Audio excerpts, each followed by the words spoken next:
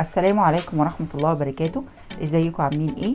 النهاردة معانا وصفة جديدة، كيكة الكريسماس بمناسبة راس السنة. كل سنة وانتم طيبين. لو اول مرة تشوفوني اعملوا لايك واشتركوا في القناة، ويلا بينا نشوف المقادير مع بعض.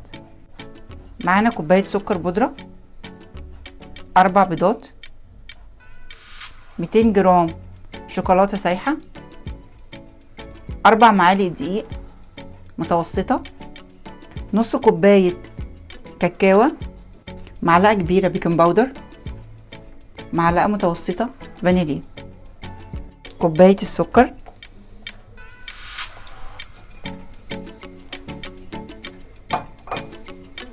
الفانيليا. نضرب المكونات كلها مع بعض.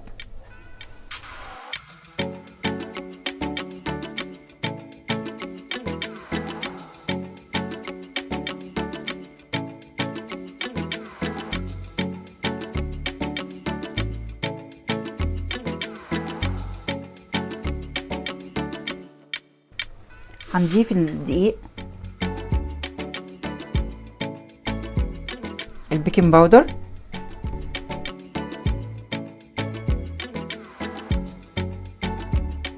كاكاو، الشوكولاته السايحه،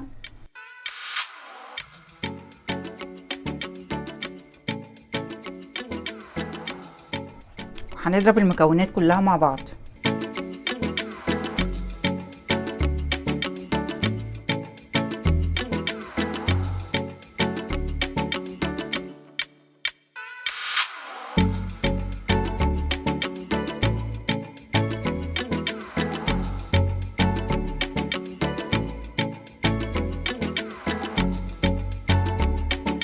دي شكلها بعد ما ضربناها لمدة 10 دقايق.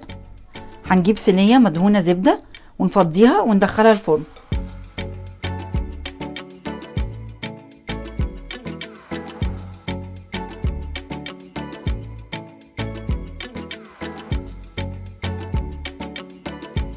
ودي شكلها بعد ما خلصت. هندخلها الفرن لمدة تلت ساعة على درجة حرارة 140. احنا دلوقتي دخلنا الكيكه الفرن. دلوقتي هنعمل مع بعض التزيين بتاع شجره الكريسماس. ربع كوبايه كريمه لون اخضر، شوكولاته الوان، معلقتين كبار سكر بودره، معلقتين صغيرين كريم شانتيه. هنضيف الكريم شانتيه، السكر، كريمه.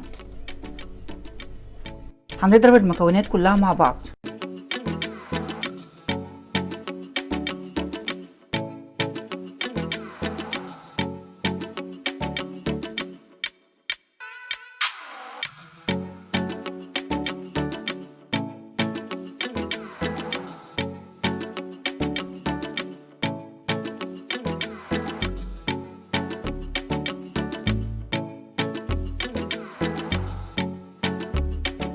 وده لونها بعد ما ضربناها. هنسيبها في التلاجة لمدة ربع ساعة.